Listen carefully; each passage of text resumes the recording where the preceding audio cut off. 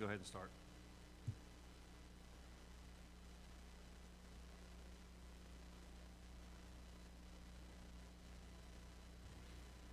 Sarah, would you like to call the meeting to order? Yes, though I thought I was calling the meeting to order in May. So I wasn't aware that I was calling the meeting to order. I'd like to call this meeting to order of the Oak Harbor Planning Commission.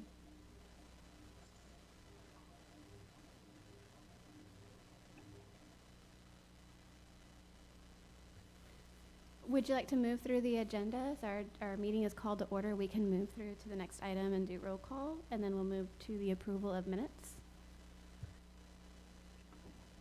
Yes?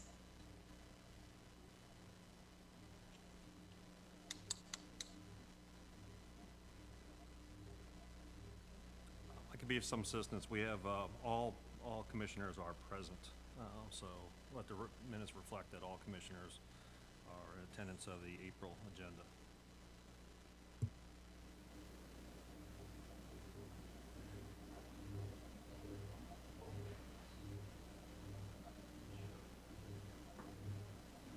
Would you like me to go ahead and just chair from here today?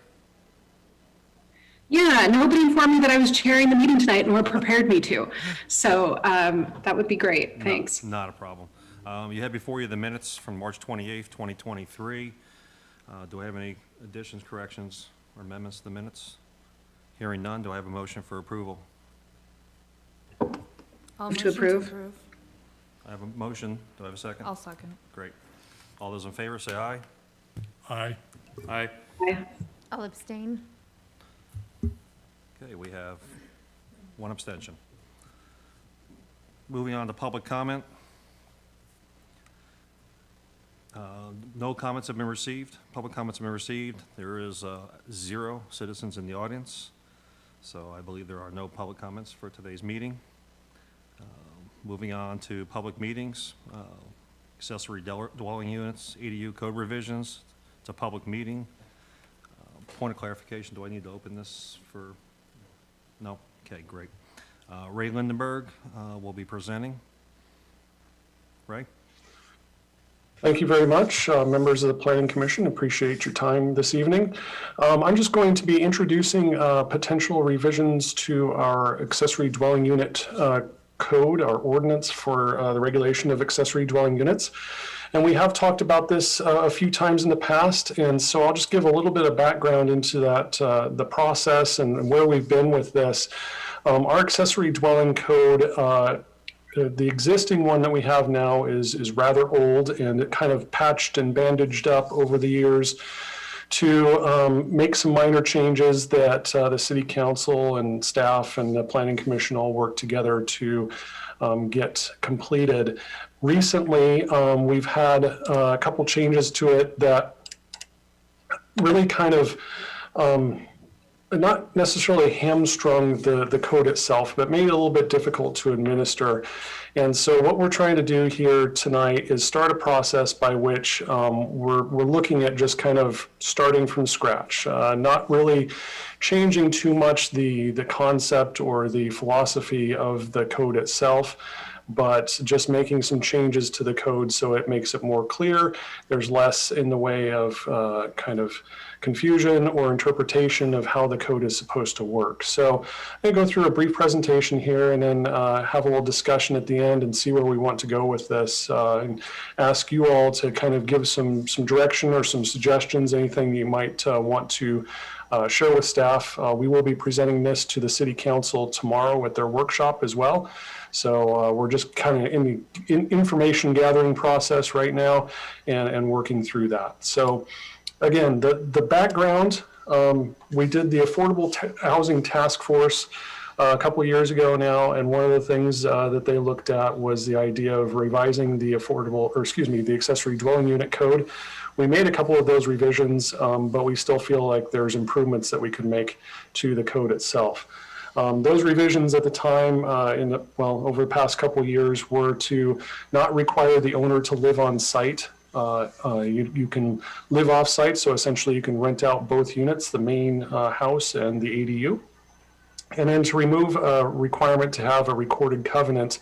And that recorded covenant essentially stated that you had to live on site. And so we went through that process and removed those two items. And so we are at a point right now where there are still some issues that we sense that might need to be resolved from our interpretation and administration of the code itself. So we are concerned about the Band-Aid effect. We've gone through and made a lot of changes. For a while there, we had kind of inconsistency in stating that you didn't have to live on site, but then there was the requirement to have the covenant that said you did have to live on site, so we had to fix that.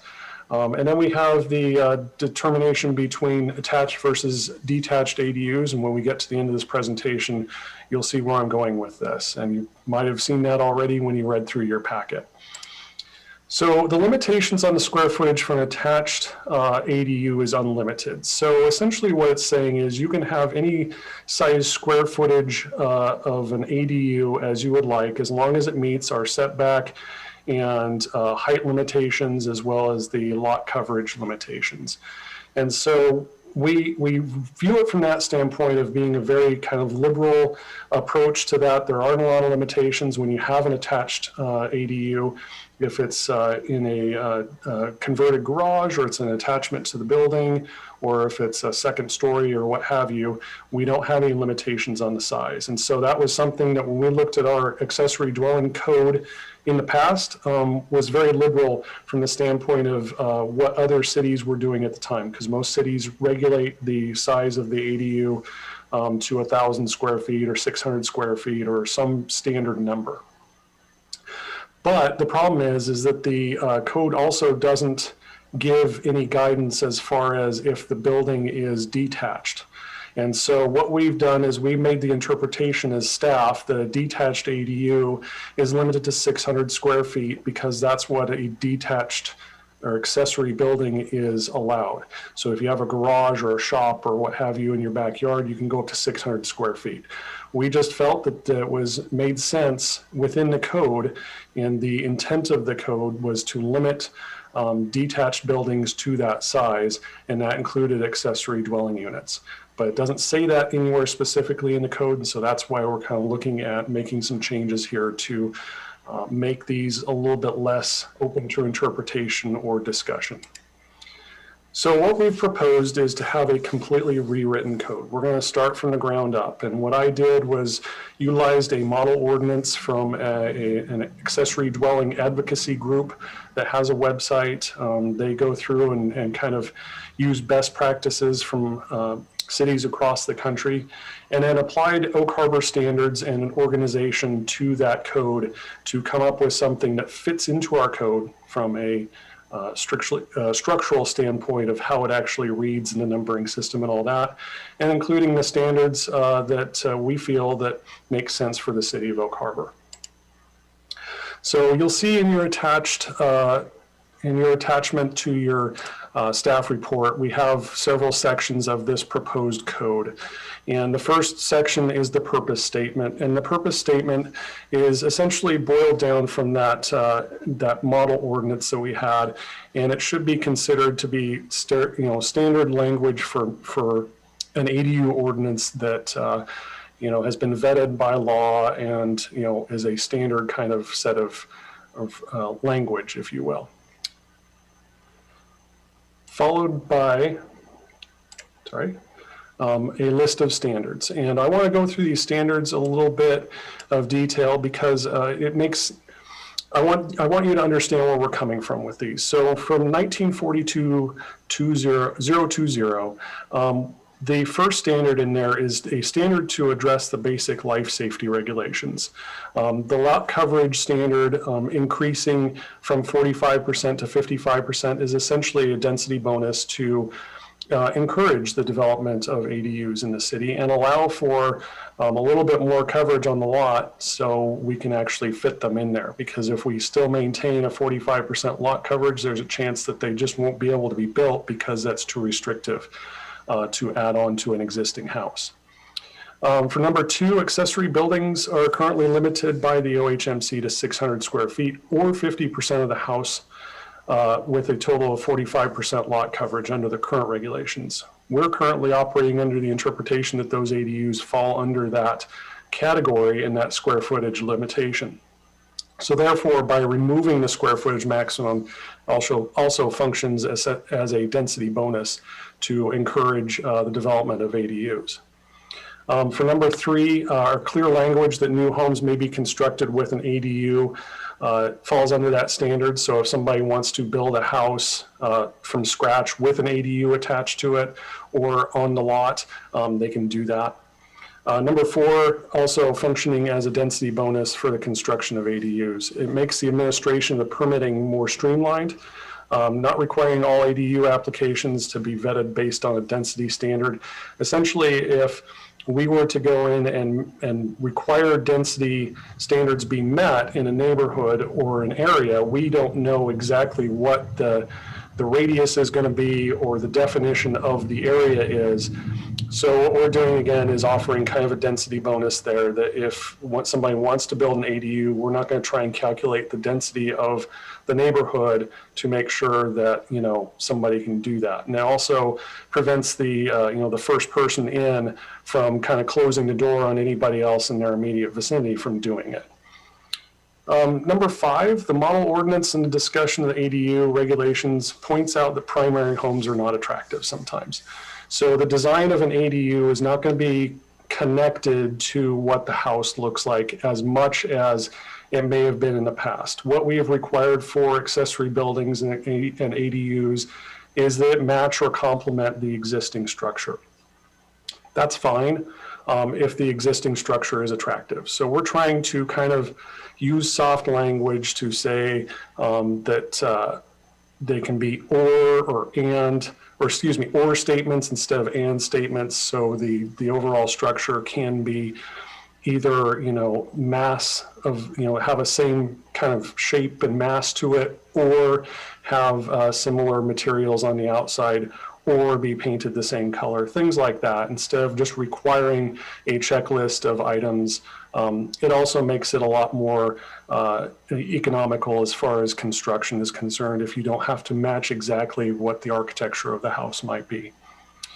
Number 6, a transit stop waiver is added. So if you are within a certain distance of a transit stop, you can you know, get a bonus on that as well. And so we have kind of an established stops criteria there, and Island Transit allows for flag stops along certain routes.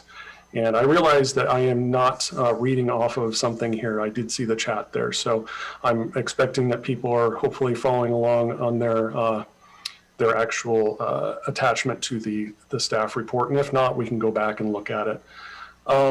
Number 7, maintaining the single-family appearance of homes with ADUs. This standard kind of reflects older attitudes about quote-unquote protecting single-family neighborhoods, but it's still often a concern. We want to kind of maintain a certain appearance to our single-family neighborhoods. Number 8, an aesthetic standard that would be applied to single-family homes as well. Number 9, a standard to ensure that the building and fire code standards of separation between buildings can be met. Staff feels strongly that the potential ADU units meet basic life safety standards, or they should not be provided. If we can't have basic life safety standards, I don't think we should be allowing for ADUs to be built, because not only should they be affordable, they should be safe for the people who are in them. Number 10, a home occupation standard. You can have as many home occupations as you want in one house, as long as you still appear as a single family residence. I think that standard should apply also when you have an ADU. As long as you're still appearing as a single family home, then that should be allowed. Then we have a couple more basic life safety standards on 11 and 12. And then the standards found in the OHMC and building and fire code, staff sees no reason why 2 units on the same parcel couldn't eventually be split. And so that last standard is to say that if you can meet all of the criteria of the code for splitting a lot, there's no reason to deny that, but you're still gonna have to meet the standards of having frontage on a street and having sufficient parking and having utilities and all those sorts of things. So going on to permit process, staff is committed to providing affordable housing, and I think the city, it's a goal to provide affordable housing units. But those units need to meet all the life safety standards. So we're going to keep those in there and keep the strong language in there to make sure that we are truly benefiting the community by providing not only affordable but safe and sufficient housing for people. So there are some additional things to consider from our discussion as staff and from the accessorydwellings.org discussion on the website. As far as design compatibility, some cities have standards for the design, like I mentioned previously. Others do not, because what if the house itself is ugly? So we kind of delved into that a little bit, provided some soft language to kind of have things meld in, but not necessarily have to be identical or cookie cutter stamp, for an ADU, a copy and paste kind of situation.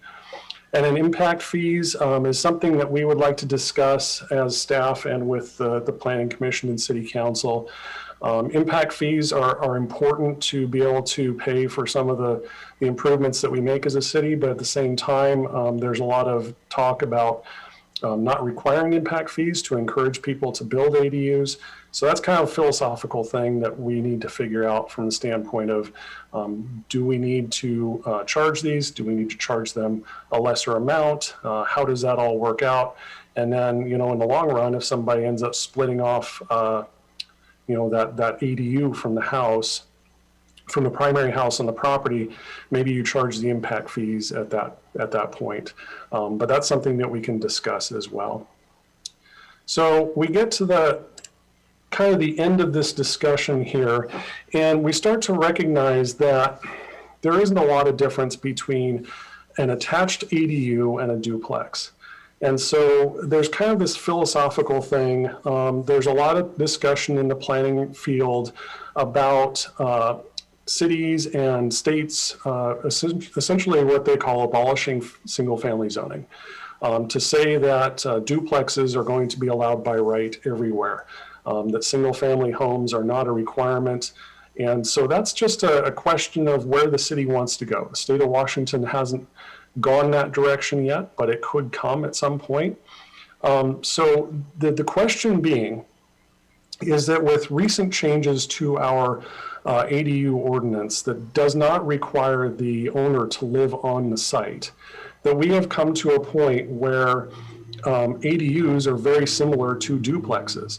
And we really don't have a lot of difference between the two. So we have the ADU on the top there, and then the duplex on the bottom. And so the owner living on site is not required in either one of those. The maximum square footage is based on lot coverages and setbacks for both of them. The lot coverage, and this is assuming we change the code to what's proposed and what we've attached to the staff report tonight. The lot coverage would be at 55% for an ADU and 45% for a duplex. Whether or not there would be design criteria, yes, there are for an ADU. There's not currently for a duplex, but that's something that we could add to our design regulations and guidelines document. And then the biggest change between the two, or the biggest difference between the two, is the number of parking spaces required. For an ADU, we have 1 parking space required for the ADU. For the duplex, we have 2 per unit. And so the key difference here being whether or not it's allowed to be a detached structure. And so perhaps what we think about is calling it an ADU a detached structure. So an ADU is only a detached unit that is on the same property, whereas a duplex is always attached. And so maybe we can approach it from that way. But again, I'm trying to generate some conversation here as to whether the city wants to move in a direction where we just allow duplexes by right, or if it's something that we want to still kind of pump the brakes on and go from the standpoint of we're going to allow ADUs, we're going to put some guardrails on there to make sure that they stay within a certain size range and other standards that we have set forth.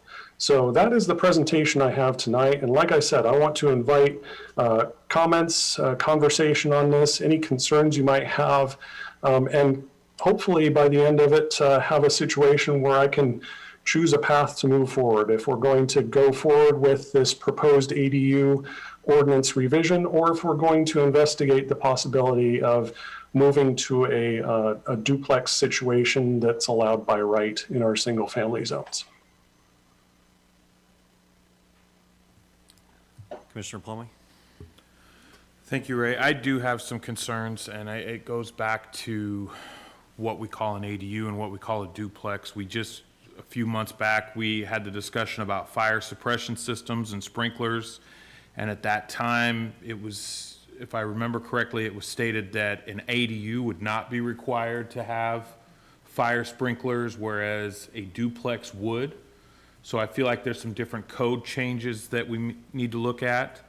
I'm also concerned about, when we talk about separating these, we have some tax implications, property tax implications, utility implications that I don't know that we've fully delved into yet. What would stop a developer from, say, just building ADUs instead of 2 properties and severely restricting the amount of property tax that comes into the city?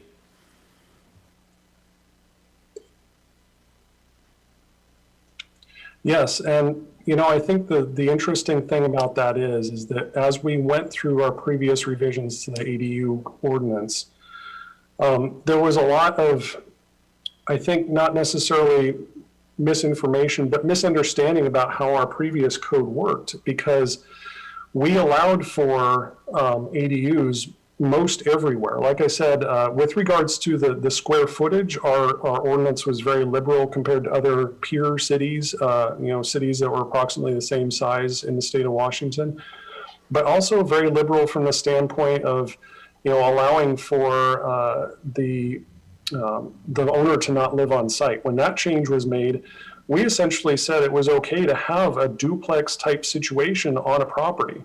And I totally understand what you're saying about, tax implications. We have fee implications. We have lots of things that are going on here as far as, we're not collecting the same amount of money for, building permit fees and property taxes and that sort of thing when you go that direction. And that's something that we definitely need to take a look at.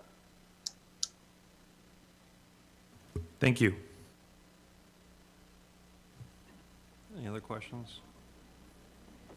I Sarah? do. Go ahead, Sarah.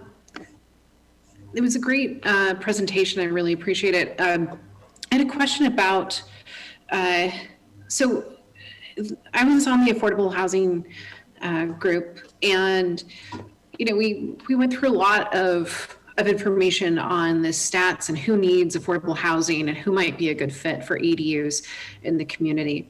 And we've certainly heard from businesses in Oak Harbor that they're struggling to keep staff here, right, because of the soaring housing costs. It strikes me that the ADU is a perfect fit for many of these young employees or people who are working in restaurants. And do we have any restriction right now in this ADU proposal that the ADUs are only for longer term rentals and not for short term rentals like Airbnbs? Yeah, that's a really good question. It's something that I think a lot of cities have been dealing with, is that these things get built and all of a sudden they're vacation rentals. We don't. And we don't restrict vacation rentals. We don't restrict Airbnb, VRBO, et cetera, from any aspect. If it's if it's just a single family home, or if it's a condo or an ADU or whatever, that is something we need to find out about, because the popularity of the community is increasing from the standpoint of visitors. A lot of people are looking probably for a more affordable location to stay on the island. Places like Coopville and Langley are really nice, but they're probably more expensive. And so there's a pressure for sure on the city to have that. The city, people within the city, properties within the city, not the city of Oak Harbor. So that's something I think that we should investigate. It's also, one of those things where you can approach it from the standpoint of tax base and those sorts of things too. But we don't have any limitation on that. To answer your question, we don't have any limitation on that. And I'm not sure that that is a path that we have really chosen to go down in the past, because it starts to reach into, property rights and things like that. So, philosophically, if we want to go that direction, we certainly could. There are ways that you can do that for sure, as far as regulation of short-term rentals. That being said, it has to be applied everywhere. So if you do a short-term rental regulation, it has to be applied to all properties. And so that's kind of the key thing too. Thanks. Yeah, I mean, I hesitate to enact ADU legislation without a restriction on short-term rentals, just because I think it'll be more density without actual housing for local folks. I think the cost benefit of renting out on Airbnb, like if you look at a map of Oak Harbor and the number of Airbnbs, it's quite striking how many we have, right? And that you oftentimes see are smaller units of housing that traditionally would have been more accessible financially to local workers are the first ones that seem to go into short-term rentals. So I just strongly encourage the council to consider what can be done, even if it's on a pilot program basis, or maybe we put some kind of short-term 2-year trial period, and I don't know what we could do in the code, but something to ensure that this first batch of ADUs actually serves as housing for people in the community. Thanks. Yep. We can look at that. There are sunset clauses and things like that we can do. That being said, we made significant changes to the ADU ordinance, a couple of years ago, removing that ownership requirement, and we still get maybe one a year that's permitted. So there's always that caveat too. Commissioner Monson? I just wanted to add on to that. Like, there's some really good existing ADU code on how to limit the short-term rentals. So I'd say look at the town of Coopville, because they actually have one where you have to go through a permitting process to then be an Airbnb, and I believe it's only good for 1 year. Ray? Yeah, I will look at those specifically. Thank you. Great. Just a couple of comments. I believe that restricting property owners' rights becomes a very slippery slope, and I understand the concerns of the commission and moving forward in the council with that. I do have a question for you, and it sort of goes down the same road. So if I'm a property owner, I've lived here for 25 years, and I decide to retire, and I have 4 acres of land, and my retirement plan is to build 4 units on my property and make them into rental properties. This basically restricts you to just 1 unit, ADU unit, correct? Without having to subdivide the property into separate parcels and get this development plan and everything else. So I cannot do that under the ADUs. So under your situation, if you had this 4-acre parcel with a single family home and your zoning was single family, then yes, you would have your single family home plus 1 ADU. However, that being said, if you were looking to develop greater number of units, a 4-acre parcel in the city of Oak Harbor would be eligible for up to 12 units per acre at R1 zoning. So you could potentially have 48 units on that property, just a bit depending on how it was developed at R1 zoning. So, I think there's still a lot of flexibility built into our code. If you do have a larger parcel of land, even if it's just an acre or something like that, and you want to do 1 ADU, again, because of the way that this new code is written, there is definitely a path for later subdivision if you wanted to. Right now, there's not that specific path. It doesn't say in the code that's what you can do, but you could still do it. You just have to make sure that you're designing and thinking ahead in order to do something like that, because you still have to have separate utilities and you still have to meet setbacks, and you still have to do all those sorts of things. So this new code kind of outlines that in black and white. The old code, or the existing code does not, but it's possible either way. The other question I have is, can an ADU be an actual duplex? Meaning you build I'll use 600 square feet, and you actually have two 300 square foot rooms in one building with two entrances. I see you have a limit to one entrance to a building, but why are we doing that, just out of curiosity? So an ADU is defined as one living unit. And so if you had two separate units, and then the definition of a living unit is, bedroom, bathroom, kitchen.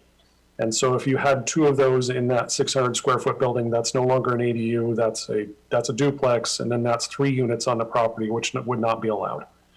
So the 600 square feet, again, is just because that's where the cutoff is for accessory buildings. And so when we interpret the code and somebody comes in and says, hey, I want to build an ADU, it's going to be in a separate building, we can then consider that to be an accessory building and therefore limited to the 600 square feet. And that's where that cutoff comes from. Thank you. Do I have any more comments, questions from the commissioners? Commissioner Plumley. Ray, thank you again. It dawned on me that you were saying that we may look at duplex as a right on single family. There would still be some type of requirement for ADU to address people who want to add additional units to already existing houses, would there not? Or would they be required to seek permits to convert that house into a duplex? Yeah, there would still be a path that we would have to outline. And to be perfectly honest, like I said, the reason I put that chart up was to illustrate the fact that there's not a huge divide between what's a duplex and what's an ADU right now. Even as our code is now, there's not a huge difference. The key thing really being is the number of parking spaces and the fact that a duplex is an attached structure. It's all under one roof. And so if we went to a path that said, we're going to allow duplexes on single-family sites, on single-family properties, a duplex would be one building. That duplex would not be eligible to do an additional unit as an ADU. So essentially what we're saying is no matter what, your maximum number of units is 2 on a property. If we are to go down that path to allow duplexes by right, then we're going to need to work on our code as far as, making sure that we don't have too much lot coverage, not enough parking, and those sorts of things. And so the real key is do we want to say that a duplex is allowed by right, the square footage is only limited by the setbacks, the height, and the lot coverage, and then an ADU, quote unquote, an ADU is a 600 square foot detached building. And therefore, what you can do is that way an ADU becomes hopefully more of an affordable product at that point because it's been limited to size. And by limiting the size, we can also say, well, an ADU would only require 1 parking space because it's a smaller building. Whereas right now, we have a situation where you could have a theoretical 2,500 square foot main house that has 2 parking spaces and a theoretical 2,500 square foot ADU that has 1 parking space and not enough parking for overall, how many people might be living there. At least if we had a 2,500 square foot duplex with 2,500 square feet in each unit, we could say, well, at least there's going to be 4 parking spaces there. And then if you have a single family home with a 600 square foot detached ADU with 1 parking space, the number of parking spaces, I've seen estimates of costs of parking spaces being between $5,000 and $25,000 each. And so the number of parking spaces is reduced for an ADU, again, if we define it as a detached structure less than 600 square feet, that helps it be affordable. And that helps it become more attainable for people who need it from the affordability standpoint. Thank you. Any further questions or comments for Ray? Ray, thank you very much, and appreciate the staff's work on this. Thank you. Moving on to public meeting, item B, meeting procedures, Robert Rules of Discussion. This is a public meeting, and David Kuhl will walk us through the exciting topic of Robert's Rules. Thank you, Vice Chairman Shazar. Appreciate that.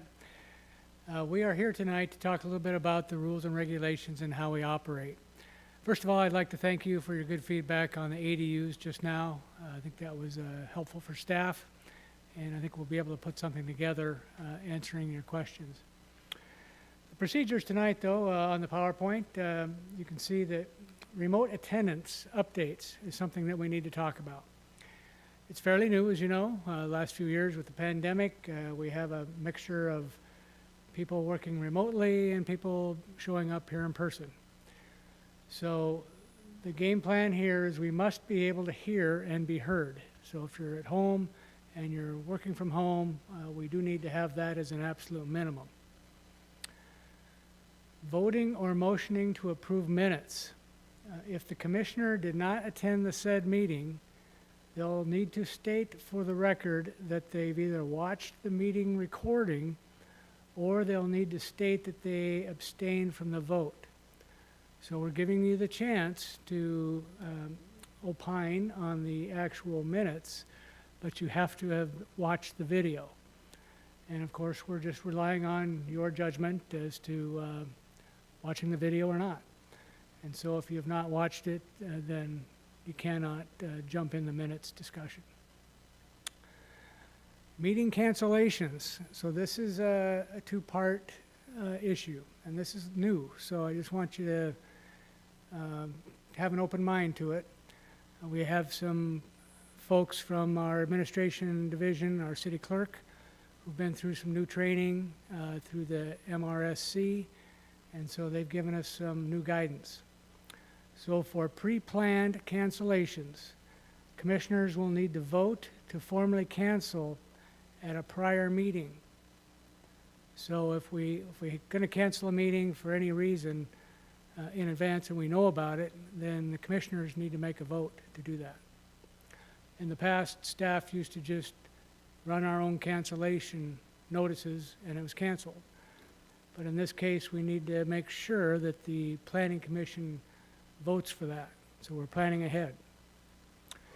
The second part is if cancellations are due to a lack of a quorum, and of course we don't find that out until the day of the event normally, the available commissioners who are here or are available need to open, cancel, and close the public meeting.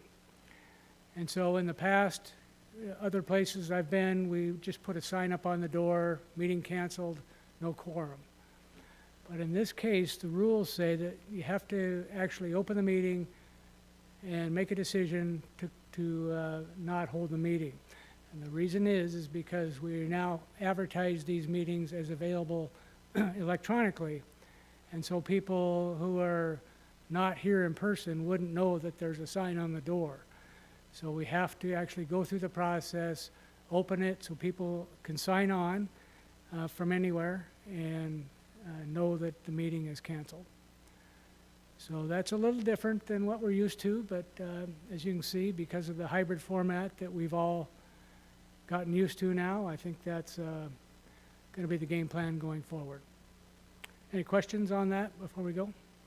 Andy? Thank you, David. Is there any guidance for emergency cancellations? So, for example, say a storm knocks power out on the island or something to that effect. So we plan to have the meeting.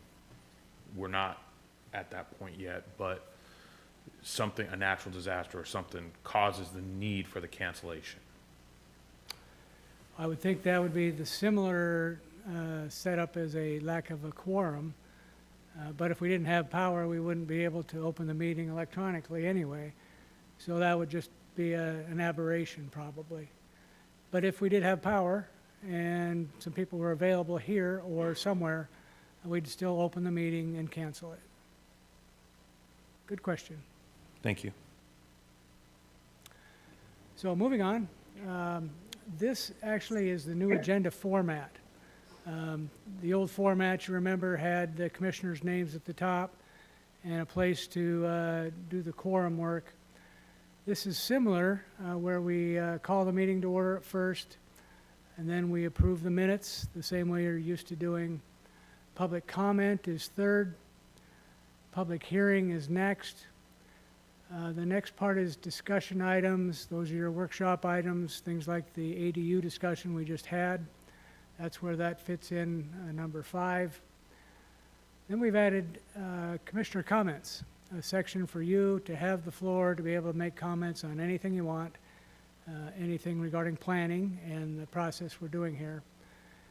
And we think that's a good chance for you to engage with the staff. Also, we have the next meeting that's scheduled after that, and then the adjournment. And so this is a standard format. The reason we're doing this is because the whole city is going this direction with all of our boards and commissions. So we have consistency. And we think it makes a lot of sense. Questions on the new format? Thank you. Legislative public hearings, we have a format and we have a script. And so we'll read through this a little bit. I understand some of you have been around a long time and know this stuff forwards and backwards, but others might not. So here's the suggested public hearing script. First, we'll read the title of the agenda item, and so that would be the chairperson's job. Then the chair would open the public hearing. The typical language would say the public hearing is now open. Then call on staff to present the item. After staff presents the item, you would accept public comment, which means people from the audience or who have signed in electronically can comment. If members of the public are present, this is to ensure comments are recorded properly. You will say, state your name clearly.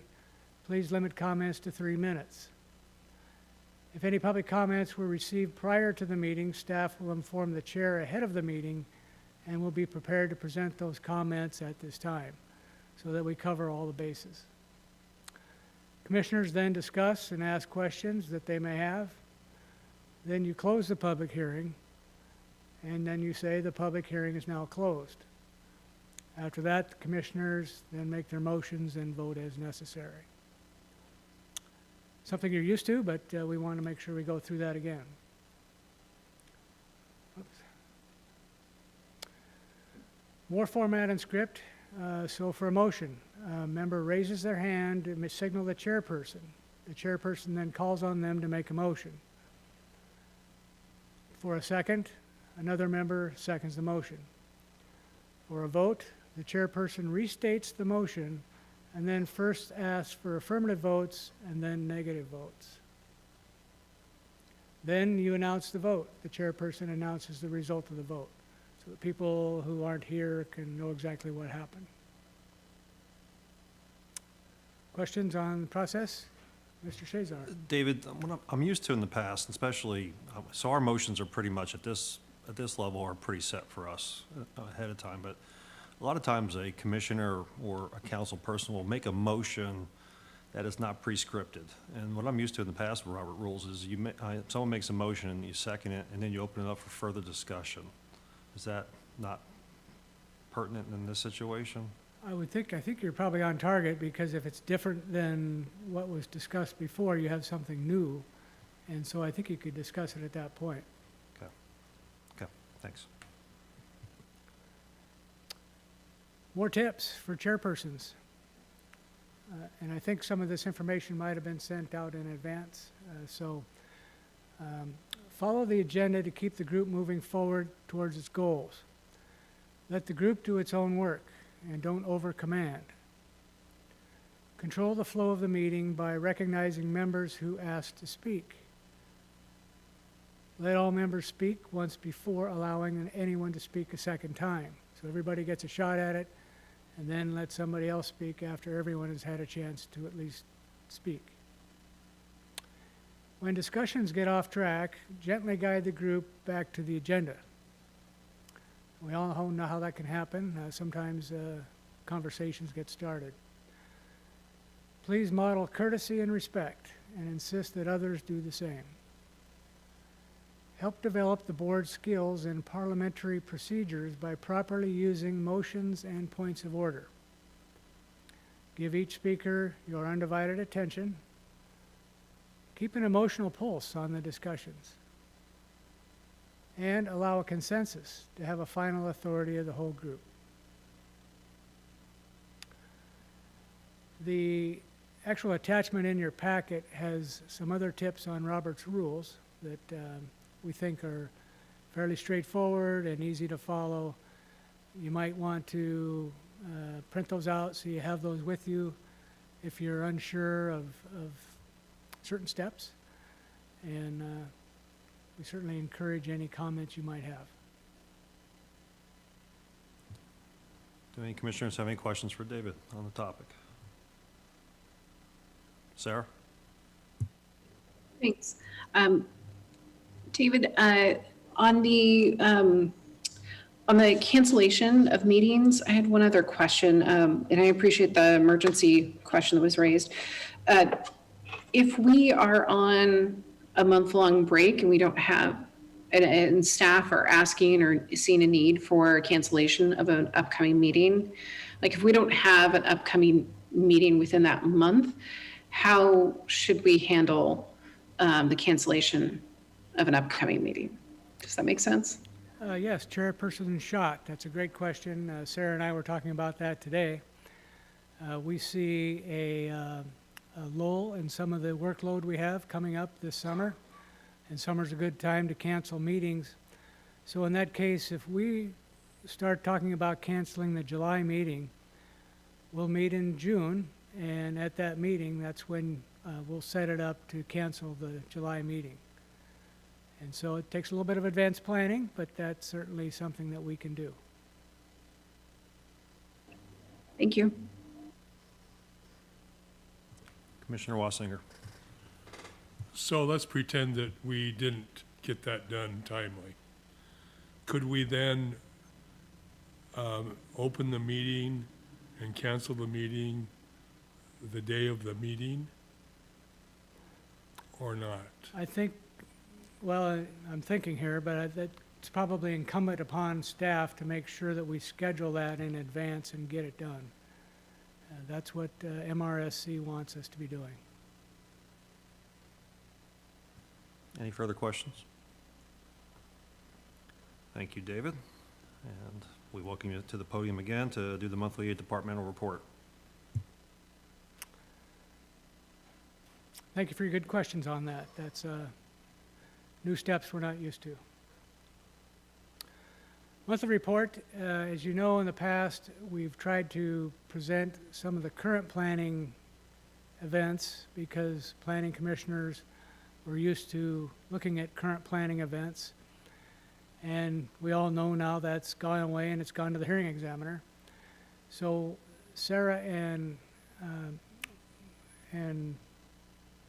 Patty both are real good about doing the spreadsheet that we have, and that's in your packet. And it has all the cases that we processed through the month, and it has the updates on the status. It tells you how long it took to get through staff. It tells you the dates it came in, the dates that it's going out. So those are useful tools, I think, for even internally at staff to use, so we know exactly what's happening. Eventually, our new software will have better reports. We might not need to use that 11 by 17 sheet anymore, but we're getting closer. So tonight we have an update of what council activity has been. The building code discussion is coming up tomorrow night. The accessory dwelling units that you just had tonight will be going in front of council again tomorrow afternoon, I should say. Design guidelines resolution, something Ray is also working on. That's May 2nd. The SEPA threshold hearing will be May 16th at council. You've already seen that and voted on that. The elimination of land use annual fee change. What we did was, I think we didn't need to come to the planning commission because it's a different code section. So we went straight to the council. What we did was we got rid of the requirement for an annual review of the fee schedule based on the current Consumer Price Index. In the code, that's what it required annually to be evaluated. And council just wanted the option to look at fees when they want. So we took that language out and just made it an annual review when council decides they want that. The open space zoning, adding that to the matrix, was also approved by council. And we had a Mangat annexation. The Mangat family has tried to annex the same property for the third time. Off Goldie Road, it's 7.62 acres of property. It's in an area that has some challenging situations, manufactured housing that doesn't have sewer service, doesn't have city water, doesn't have good drainage, a number of problems with roads, no paved roads. So what we're trying to do is say, look, we need to sit down and have a conversation, and if you want to annex, you're going to need to hire a civil engineer, come in with the funding, and then talk to us about it. So they might come back, and they might have their ducks in a row next time. I think they might also be looking for some other outside funding from the state to help with their situation.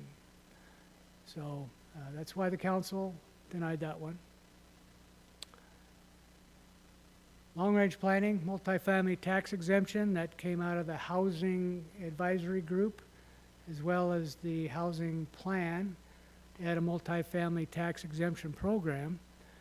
The multifamily tax exemption program is a contract now with Anthony Hempstead, and that'll be a 4-month time period to get through that. So we should have that done by the end of August. 2025 comp plan update, that's a big deal. CAC will be coming back to get that started. We have some of it funded in our budget, and then we'll be out looking for grant money as well. We'd like to hire a consultant to help us with that, and that'll be coming up very soon through 23 and 24. It's due June 30th at the Department of Commerce to be approved 2025. Active transportation plan, that's something CAC's working on, and public outreach is coming up. So please pay attention to that. And for our calendar, the joint workshop that Council and Planning Commission have been trying to do for a long time, that's coming up on May 17th. So we certainly hope all of you can be there. What we'll do is, I think the game plan is to put a big table out here in front of us and have Council and Planning Commissioners at the same level, sitting together. It's a little harder for us to film and to have audio, so it's a little harder, I think, for YouTube, but we'll do the best we can at the time. Actually, the agenda for that is going to be economic development, and Steve McCaskill is going to be our speaker for the first hour and a half. Then we'll take a break, and then CAC will talk a little bit about comprehensive planning. Next meeting is May 23rd, and so 2 meetings in May. And then hopefully we get through all of our business in June, and so that we can schedule July off. So that's what we have for a schedule coming up. Questions you might have? Any questions for David? Commissioner Plumley? David, do you know if there's been any candidates for the vacant seats on the commission? As far as I'm aware, we don't have any planning commissioner candidates. We have one historic preservation commission candidate. But if you know people, we certainly encourage you to encourage them to sign up. Thank you. Any other questions for Sarah? Any questions? Dave, I got just one question of my own. One of our citizens recently posted on Monday, I believe it was, fired off a negative comment about the utility billing program, the electronic one that just came out. And that doesn't pertain to this group. But further on down the line, there was several comments about the issues with the new online permitting process. Do we have anyone at the city that monitors any of the social media and reaches out to these folks for feedback other than their negative public forum stuff that they post? There was nothing specific about it, they were just negative comments. And I don't know if anybody reaches out to these folks to try to get more feedback. I don't know if our PR person reaches out since she's also the IT manager. It's not something we've talked about. But I would like to know what negative feedback we're getting from the permitting system. Feedback is good to know what it is, good or bad. We'd like to hear it all. And so I guess I'm tasked with going online and figuring out what those are. Not a problem. It was a pretty long blog on Facebook. Okay, thank Mostly you. about the utility system, though. Great. Any other questions for David? Great. Thanks, David. Appreciate Thank it. Do any of the commissioners have any comments for the good of the order? Sarah, any comment? No? Good deal. With that, so David, question for you, Robert's Rules. Normally, we need to take a vote for adjournment. Is that something new that we're going to impose here versus just declaring an adjournment? Good deal. If I see no objection, I say that this meeting is adjourned. Thank you.